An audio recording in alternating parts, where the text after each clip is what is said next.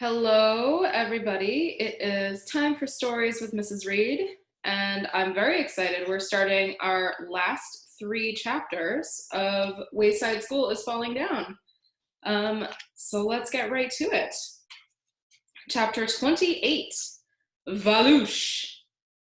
Mrs. Jules rang her cowbell. I have some wonderful news, she said. The children stopped what they were doing and looked up. They waited for Mrs. Jules to tell them the wonderful news. You are a very lucky class indeed, said Mrs. Jules. Mrs. Walouche, the world-famous dancer, will be coming here to Wayside School. She will teach you how to dance. Everyone was still waiting for the wonderful news. Isn't that exciting? Asked Mrs. Jules. You will see her every Wednesday instead of going to PE. Will girls have to dance with boys? Asked Jenny. I suppose, said Mrs. Jules. Gross, exclaimed Leslie. Yuck, said Dana. Will boys have to dance with girls? Asked Ron. Obviously, said Mrs. Jules. No way, said Eric Fry. I'd rather dance with a dead rat, said Terence. Everybody started talking at once about cooties and warts and other horrible diseases you get from touching girls or boys. Mrs. Jules rang her cowbell again and told them to settle down. Mrs. Jules, I don't need to take dancing lessons, said Eric Bacon. I already know how to dance. Yes, Eric, I've seen you dance, Mrs. Jules said sarcastically. Eric Bacon was a great breakdancer, but breakdancing was no longer allowed at Wayside School. That was because every time Eric danced, he broke something. Mrs. Walouche will teach you the grace and beauty of classical ballroom dancing, said Mrs. Jules. Everybody groaned. On Wednesday, they all headed down to their first dancing lesson, except Myron. Myron went to PE. How come Myron never has to do anything? Asked Jason. I don't know, said Calvin. I've been wondering about that too. Myron's father must be friends with the president, said Bebe. I think Myron gave Mr. Kidswatter $1,000, said Todd. No, I bet he's blackmailing Mrs. Jules, said Jenny. How could he do that? Asked Benjamin. Maybe Mrs. Jules got drunk, said Jenny, and then she danced on top of her desk with a lampshade on her head, and Myron took her picture. And so now Mrs. Jules has to let Myron do anything he wants, or else he'll show the picture to Mr. Kidswatter. That makes sense, said Mac. Except if she had a lampshade on her head, how would Mr. Kidswatter know it was Mrs. Jules? Asked Todd. No one knew the answer to that. They entered the room on the second floor. Welcome, said Mrs. Walouche, a strange-looking woman with bright red hair. It looked like her head was on fire. My name is Miss Walouche. It's so wonderful to be here at Wayside School. She wore pink tights and a sparkling pink top. I hope we will be friends, yes? She asked. Nobody said a word. All around were red and green balls. There was also one yellow ball. This was the room where Louis kept the balls for lunch and recess. It was also the room that was always used for school dances. It was the ballroom. So, exclaimed Mrs. Walouche, who will be first? Everyone tried to hide behind someone else. Mrs. Walouche put her hands on Ron's face. What is your name? She asked. Ron, he squeaked.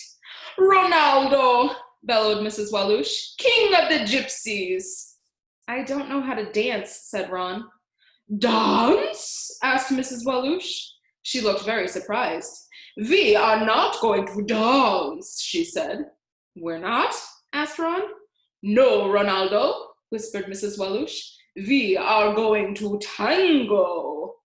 She put her left arm around Ron's waist. Then she grabbed his left hand with her right and stuck it way out in front of them. Suddenly, the music started. Mrs. Walouche dragged poor Ron across the room as she stomped her feet in time to the music. Dum dum dum dum dum dum dum dum dum dum dum dum dum dum dum. Hey! When she yelled hey, she threw Ron up in the air and clapped her hands.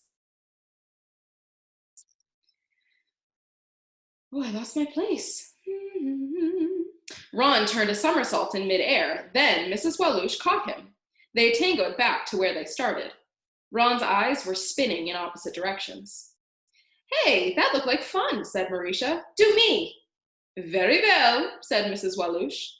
She grabbed Mauricia and tangoed with her across the room. Dum, da dum, dum, dum, da dum, dum, dum, dum, dum, dum, da dum, dum. "Hey!" She threw Mauricia up in the air and clapped her hands. Mauricia turned a double somersault before Mrs. Walush caught her. They tangoed back to the front. "My turn," said Terence. As Mrs. Walush tangoed with Terence, the other kids stamped their feet along with Mrs. Walush. They all yelled, "Hey!" at the same time and clapped their hands. One by one, Mrs. Walush tangoed with every kid in the class. The other kids danced with each other. Boys danced with girls, and girls danced with boys. They didn't care. Paul danced with Leslie. Dana danced with John. Terence danced with Rondi. Allison danced with Jason. DJ danced with Kathy. Todd danced with Joy. "Hey!" they all shouted together. Of course, they weren't strong enough to throw each other up in the air. Instead, they tried to trip each other and throw each other to the ground. "Hey!" Even Kathy was having fun. "Hey!" she shouted as she kicked DJ in the rear end. They also threw the balls at each other. "Hey!" Mrs. Walush began to get tired. Sometimes she didn't catch the children after she tossed them in the air. Dee Dee crashed to the floor. "Wow," she said, "this is more fun than Murder the Man with the Ball. Hey!" At last, the music stopped. Dum, da dum, dum, dum, da dum, dum, dum. And everyone shouted, "Hey!" one last time. Mrs. Walush clapped her hands. "Wonderful!" she exclaimed. "Fantastic!" They all staggered out of the ballroom, cut up, bruised, and bleeding. "Next week, we waltz," Mrs. Walush called after them. "So how did everyone like dancing?" asked Mrs. Jules when they returned. "Dance?" asked Ronaldo, king of the gypsies. "We didn't dance." "You didn't?" asked Mrs. Jules. "No," said Ronaldo. "We tangoed." Everyone cheered. "It was wonderful," exclaimed Kathy. "Fantastic," said Terence. Myron was sorry he had missed it. "I can't wait till next Wednesday," said Todd. Chapter 29, The Lost Ear. Mrs. Jules was teaching the class about mammals. "All mammals have hair," she said. Phoebe raised her hand. "Is my father a mammal?" she asked. "Yes, all people are mammals," said Mrs. Jules. "But my father doesn't have any hair," said Phoebe. "He's bald." Everybody laughed. Benjamin stared down at his desktop. He was very determined. Mrs. Jules would be handing out report cards at the end of the week. He had to tell her his real name before then. He raised his hand. But Mac had also raised his hand. "Yes, Mac," said Mrs. Jules. "I heard about a man who was getting his hair cut," said Mac, "and the barber cut off one of the man's ears. See, the man had very long hair. I think he was a hippie. So the barber couldn't see his ear until it fell on the floor." "Thank you, Mac," said Mrs. Jules. "That was a very interesting story." "I'm not finished," said Mac. "When the barber saw the ear on the floor, he said, 'Is that your ear on the floor?' And then the hippie said, 'What? I can't hear you.' So the barber showed him his ear. Then he called an ambulance to take the hippie to the hospital." "Were they able to put his ear back on?" asked Todd. "Well, see," said Mac, "the doctors were all set to sew it to his head. They were there in the operating room and everything. But suddenly they couldn't find the ear. Man, they looked everywhere for it." "Did they look under the operating table?" asked Joy. "Yep," said Mac. "It wasn't there." "How about in the bathroom?" asked Eric Bacon. "Maybe they lost it when they washed their hands." "They looked, but it wasn't there." "Did they leave it at the barber shop?" asked Jenny. "Nope." "Did they ever find it?" asked Allison. "Yes," said Mac, "but you'll never guess where." "In the refrigerator," grumbled Mrs. Jules. "No, how would it get there?" asked Mac. "Well, we really need to get back to mammals," said Mrs. Jules. "Yes, Mark." Benjamin lowered his hand. "My name's not Mark," he said. "My name really is Benjamin Nushmut, and I came from Hempleton, not Magadonia." "Fine," said Mrs. Jules, "but we were talking about mammals." Now, the whale is the largest mammal. Even though it lives in the ocean, it is still a mammal, not a fish. Do whales have hair? Asked John. Yes, said Mrs. Jules. Dana laughed. A whale with pigtails? She exclaimed. Boy, I'd love to pull me one of those, said Paul. Benjamin couldn't believe it. Didn't you hear what I just said? He asked. Yes, Benjamin, said Mrs. Jules. Well, don't you think I'm strange? Asked Benjamin. All this time you've been calling me by the wrong name and I never told you. Don't you think I'm crazy? No, said Mrs. Jules. Benjamin was getting upset. Well, don't you think it's a stupid name? Benjamin Nushmut? He looked around at his classmates. Doesn't anybody think I'm weird? No, you're not weird, said Sherry. I'll tell you what's weird. What's weird is bringing a hobo to school for show and tell. I'm the one who's weird. That's not weird, said Bibi. What's weird is telling everyone you have a brother when you don't. I'm the weirdo. You call that weird? Exclaimed Stephen. I'm weird. Who else would choke himself just to look nice? That's not weird, said Jenny. That's normal. Try reading a story backward. That's weird. I'm the weird one in this class. That's a laugh, said Rondi. If you're so weird, then how come you never asked Louis to kick you in the teeth? I'm the one who's crazy. No, that's not crazy, said Todd. I'll tell you what's crazy. What's crazy is that we all go to school on the 30th floor and the bathrooms are way down on the first. Everyone agreed with that, even Mrs. Jules. Benjamin shook his head. What a bunch of weirdos, he thought. Then he smiled. He felt proud to be in a class where nobody was strange because nobody was normal. Oh, this must be your lunch, said Mrs. Jules. She gave Benjamin the white paper sack that had been sitting on her desk since Benjamin's first day of school. At lunch, Allison headed down the stairs. Mark, she exclaimed. Hi, Allison, said Mark Miller. Long time no see. He carried a white paper sack just like Benjamin's. Allison was afraid she was back on the 19th story. Don't worry, said Mark. Suddenly everyone realized my name was Mark Miller and not Benjamin Nushmut. And then Miss Zarbs gave me this bag and told me to take it to the hospital. Is it your lunch? Asked Allison. Look inside, said Mark. He handed her the bag. Allison looked inside. There was an ear. Allison's eyes lit up. Oh, now I get it, she exclaimed. I understand everything. There is no Miss Zarbs. See, Mac was talking about the ear. Then Benjamin Nushmut, said his name wasn't Mark Miller, so that means you... What? Asked Mark. Allison suddenly looked very confused. Never mind, she mumbled. For just a second, Allison had understood everything, but then she lost it. Chapter 30. Wayside School is falling down. A strong wind whooshed around the playground in the early morning before school, blowing dirt and leaves in the faces of the children. When the bell rang, they could hardly make it from the playground to the school. The wind was blowing directly at them, pushing their hair straight back. With every gust of wind, the school building teetered one way, then tottered back the other. As they headed up the stairs, they could feel the building sway back and forth. The higher they got, the more it swayed. Hooray, yelled Kathy. Wayside School is falling down. What are you so happy about? Asked Joe. We'll all die. Yes, but we won't have to do our homework, said Kathy. They entered the room on the 30th story. Mrs. Jules rang her cowbell. Find your seats, she said. That wasn't easy. All the desks were crammed together on one side of the room. The building swayed, and the desks slid to the other side of the room. Finally, the children all found their seats and planted their feet firmly on the floor. We are going to have a fire drill today.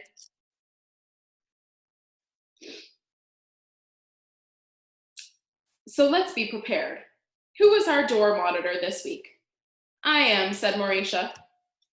Good, said Mrs. Jules. Who is our help monitor? I am, said Jason. Very good, said Mrs. Jules. You have a big mouth. Stephen raised his hand. What if there really is a fire? He asked. There's not going to be a real fire, said Mrs. Jules. It's just a drill.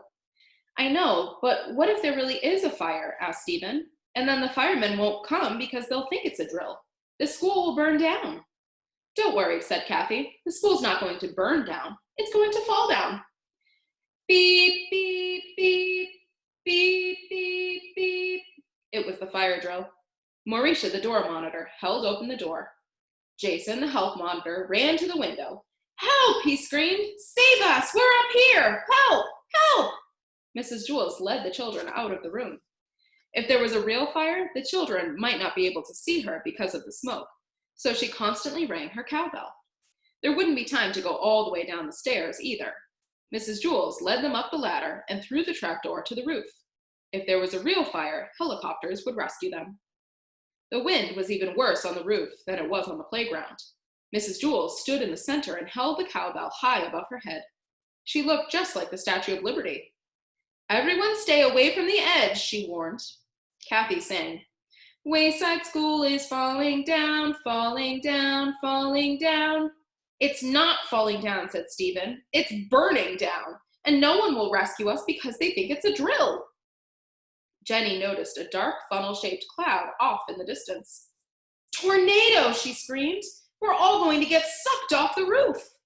A flash of lightning hit the sky, followed by a loud crackle of thunder. We're going to be struck by lightning, shouted Todd. No, we won't, said Stephen. We'll burn in the fire. No, we'll be sucked up in the tornado, said Jenny.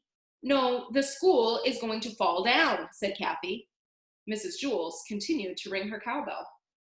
Kablonk, kablonk, kablonk. The strong wind carried the sound for miles.